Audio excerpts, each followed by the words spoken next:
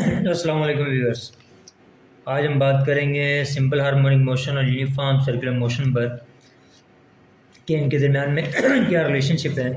देखिए, सबसे पहली बात तो ये है कि हमें इस रिलेशनशिप के बेसिक्स को थोड़ा समझना पड़ेगा कि अगर हमें रिलेट करना चाहते हैं तो इनके दरमियान में कोई ना कोई चीज़ कॉमन है। वो ये है कि अगर हम सिंपल हार्मोनिक मोशन को देखें तो वो एक पीरियडिक मोशन है। पीरियडिक से मुराद ये है कि ये अपनी हरकत को मखसूस टाइम पीरियड के बाद या फ़िक्स टाइम पीरियड के बाद दोहराता है, यानी कि जो भी इसका टाइम पीरियड फ़िक्स रहेगा। और अगर उसी जगह पर हम यूनिफॉर्म सर्कुलर मोशन को देखें तो ये भी पीरियडिक ही है।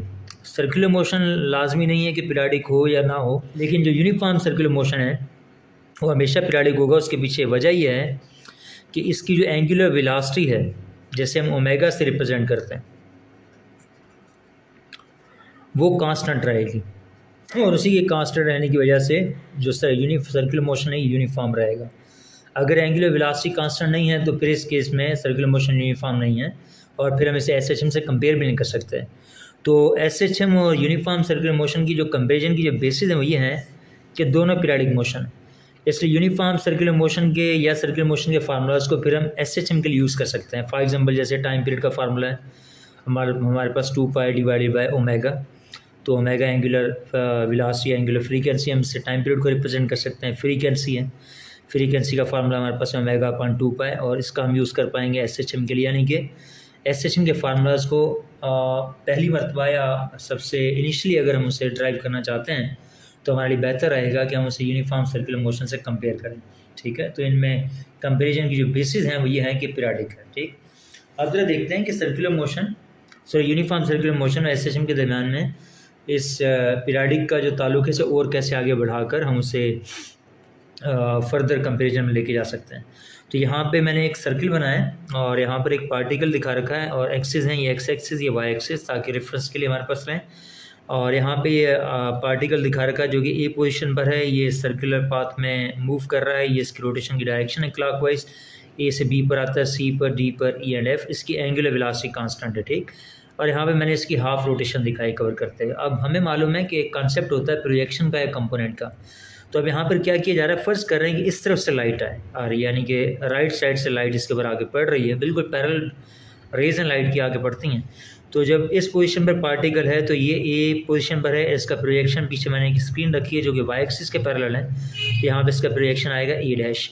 फिर ये ए से बी पर जब मूव कर जाएगा तो आप देख सकते हैं कि अब इसका जो प्रोजेक्शन है वो स्क्रीन पर आ रहा है बी डैश की जगह पर, और जब ये सी पोजीशन में पहुंचता है तो इसका प्रोजेक्शन सी डैश पर एंड डी डैश पर।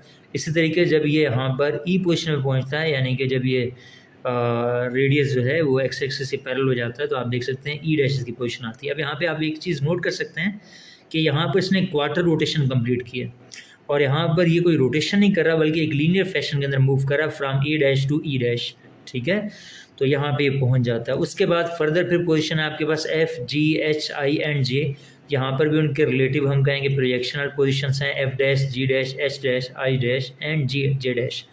अब यहाँ पर जो एक चीज़ नोटिस आप कर सकते हैं वो ये है कि यहाँ पर इसने हाफ रोटेशन कंप्लीट की, यानी कि 180 डिग्रीज कवर किए हैं, और यहाँ पर ये यहाँ से इस जगह तक पहुँच गया। अब आगे वाली डायग्राम्स मैंने आगे वाली पोजीशन इसलिए बनाई क्योंकि इस केस में वो उनमें हमें मिल जाती है और हमें हमारे लिए कन्फ्यूजन का बायस बनती। तो लेकिन अब आप इसे तस्वीर कर सकते हैं कि जब ये इस जगह पर आएगा तो यानी कि ये घूमता हुआ जो पार्टिकल रोटेट कर रहा है, जब यहाँ पर आएगा तो इसकी पोजीशन प्रोजेक्शन यहाँ पर आएगा, फिर जब यहाँ पे पहुँचेगा इस जगह पर, फिर यहाँ पर। इसी तरीके से आप देख सकते हैं जब एक रेवोल्यूशन कंप्लीट होगी तो यहाँ पर एक ऑसिलेशन कंप्लीट हो जाएगी। तो हम कह सकते हैं यूनिफॉर्म सर्कुलर मोशन का प्रोजेक्शन, लेकिन वो प्रोजेक्शन जो कि इसके प्लेन के पैरेलल हो, यानी कि जो रोटेशन का जो प्लेन है उसके पैरेलल, परपेंडिकुलर ना हो, पैरेलल प्लेन जो प्रोजेक्शन है वो ऑसिलेटरी मोशन को एक्सप्रेस कर रहा होगा। अब आगे चल के हम साबित भी करेंगे कि इसका ये जो प्रोजेक्शन का जो ऑसिलेटरी मोशन है एसएचएम ही है, लेकिन फ़िलहाल हम यहाँ पर इसके बुनियादी जो फार्मूलाज हैं उन्हें ड्राइव करेंगे और आगे चलकर ये साबित भी हो जाएगा। ठीक है, तो आई होप ये बात यहाँ तक आपको समझ में आई होगी कुछ हद तक। तो अब आते हैं इस जगह पर, यानी कि जहाँ पर हम इसका पहला फार्मूला ड्राइव करना चाहेंगे। तो आप देख सकते हैं यहाँ पर मैंने एक पार्टिकल अज्यूम कर रखा है जो कि अब उसी तरीके से ये क्लॉकवाइज डायरेक्शन में ही पार्टिकल रोटेट कर रहा है, पोजीशन ए पर पहुँचता है और एक्स एक्सिस के साथ इसका एंगल थीटा का बन रहा है। अच्छा, यहाँ पर रेडियस को हमने वाई नाट अज्यूम कर रखा है, यानी कि वाई नाट ये वाला फासला है, यहाँ से लेकर यहाँ तक का फासला। ठीक है, तो ये वाई नॉट कहलाएगा। तो अभी इस पोजीशन पे पहुंचता मैं इसका प्रोजेक्शन देखता हूँ, ये प्रोजेक्शन ए डैश, अब इस जगह से यहाँ तक का फासला इसे वाई का नाम दे रहे हैं। अच्छा, ये ऑसिलेशन के एतबार से ये मीन पोजीशन कहलाएगी, तो ये पोजीशन मीन पोजीशन होगी।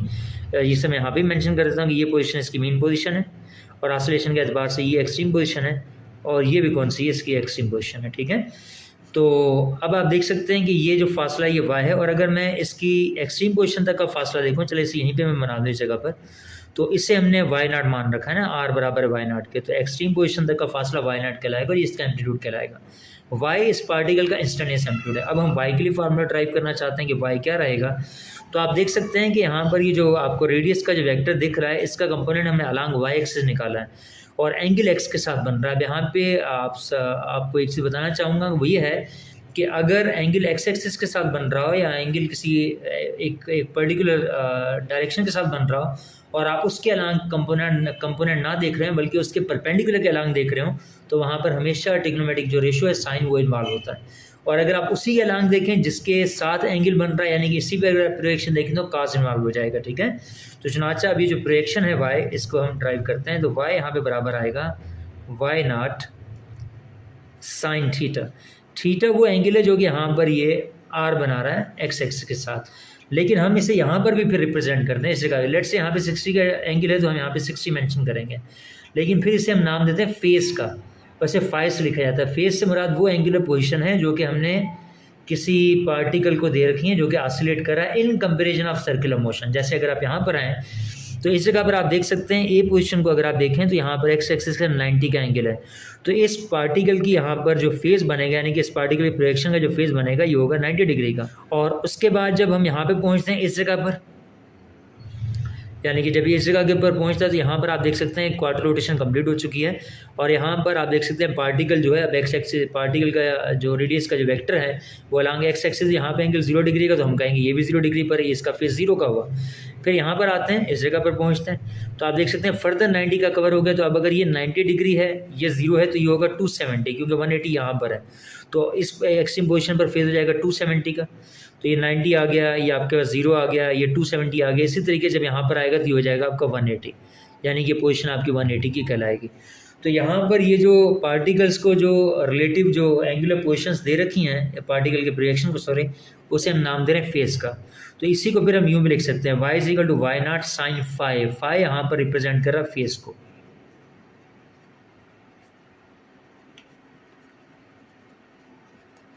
फेज ऑफ पार्टिकल, जो उस पार्टिकल का फेस है। आप थीटा भी लिख सकते हैं यहाँ पर, लेकिन हम इसे फाई से रिप्रेजेंट करेंगे। तो फाई यहाँ पर उसके फेस को एक्सप्रेस कर रहा है, जो भी पार्टिकल का फेस है। तो आगे चल के हम इसे डिफाइन भी कर देंगे कि ये फेस क्या चीज़ है। जैसे कि मैंने यहाँ पर एक और, फेस से मुराद वो आपकी पोजीशन है एंगुलर जो कि आप ऑसिलेटिंग पार्टिकल को अलाट करते हैं, जो उसे कंपेयर करते हुए यूनिफॉर्म सर्कुलर मोशन से।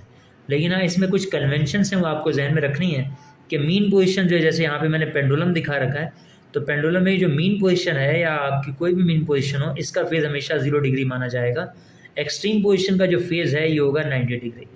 ठीक, अच्छा, इसका भी 90 है, लेकिन चूंकि हम पॉजिटिव नेगेटिव के सेंस में देखते हैं तो ये 0 डिग्री, यहाँ पे 90, जब ये वापस आएगा तो अब इसका, यानी कि इस जगह पर इसका फेस कहलाएगा 180 डिग्री। जब यहाँ पे पहुँचेगा तो 270 डिग्री, फिर वापस आएगा तो 360 डिग्री हो जाएगा। ठीक है, और आप इसे पाई की सूरत में रिप्रेजेंट कर सकते हैं।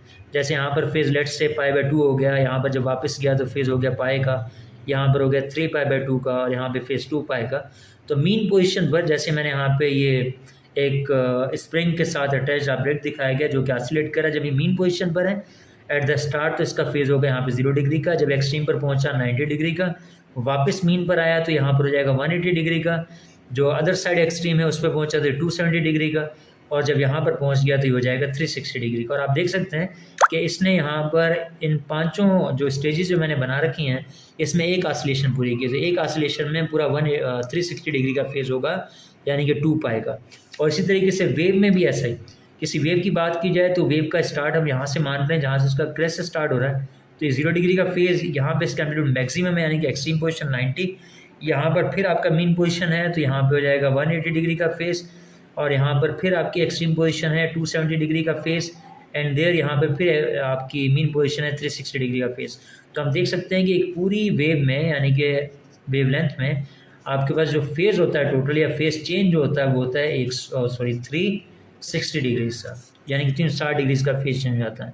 अब इसके फेज़ का फ़ायदा ये है कि इसकी मदद से यानी कि फेज़ को पुट करके अगर आपको मैक्सिमम एम्पलीट्यूड मिला हुआ है किसी ऑसिलेटिंग ऑब्जेक्ट का या पार्टिकल का, तो आप उसका इंस्टेंटेनियस एम्पलीट्यूड जो कि उस फेज़ पर मालूम कर सकते हैं। अच्छा, जब मैं यहाँ पे इंस्टेंट कह रहा हूँ तो हो सकता है आपके जहन में आ रहा हो टाइम इंस्टेंट तो बताया ही नहीं, और टाइम इंस्टेंट भी यहाँ पर आएगा जब फेज़ को इन पर्टिकुलर डिस्कस करेंगे कि फेज़ डिफरेंस के लिए फार्मूला कौन सा, वहाँ पर आपका टाइम भी अपीयर हो जाएगा, उसकी तरफ भी हम आते हैं, ठीक है, उसकी तरफ भी आ जाएंगे। लेकिन फिलहाल एक दो एग्जाम्पल्स इस पर हम देख लेते हैं। कहा जा रहा है an object attach to spring is oscillating as shown in figure. एक ऑब्जेक्ट दिखाया गया है जो कि स्प्रिंग से अटैच्ड है और ऑसिलेट कर रहा है जैसा कि फिगर में दिखाया जा रहा है। तो अब उसका एम्पलीट्यूड पूछा जा रहा है जब उसका फेस 60 डिग्री का यानी कि 60 डिग्री के फेस पर है। अब हमसे एम्पलीट्यूड पूछ रहे हैं, ये मैक्सिमम एम्पलीट्यूड उसका बता रखा है जिसे हम एम्पलीट्यूड ही कहते हैं जो कि 10 सेंटीमीटर का है। अब हमने इसके बारे में बताना है, तो अब इसे हम बआसानी यहाँ पर हल कर सकते हैं, तो इसे हल करते हैं। अच्छा, एक्स और वाई से कंफ्यूज मत होइएगा चूँकि यहाँ पे इसकी हरकत एक्स के नाम है, डेट्स वाई हमने एक्स अज्यूम कर लिया। तो हमारे पास फार्मूला है X is equal to X naught, यहाँ पर आएगा साइन फाई, तो हम साइन फाई लिखते हैं। एक्स नाट यहाँ पर आपका मैक्सिमम एम्पलीट्यूड है जो कि यहाँ पर 10 है, साइन फाई फेज़ है यहाँ पर 60 डिग्री का। तो साइन 60 की जो वैल्यू होती है आप दो वेज में लिख सकते हैं, रैशनल फ्रैक्शन की सूरत में, वैसे है तो इरेशनली लेकिन रेशियो की सूरत में भी लिख सकते हैं, या आपकी डेसिमल फ्रैक्शन। चलिए हम डेसिमल फ्रैक्शन की सूरत में लिखते हैं 0.866, और यहाँ पर अब आपका रिजल्ट आएगा 8.66 सेंटीमीटर, यानी कि इस पॉइंट पर इसका जो एम्पलीट्यूड है वो 8.66 सेंटीमीटर।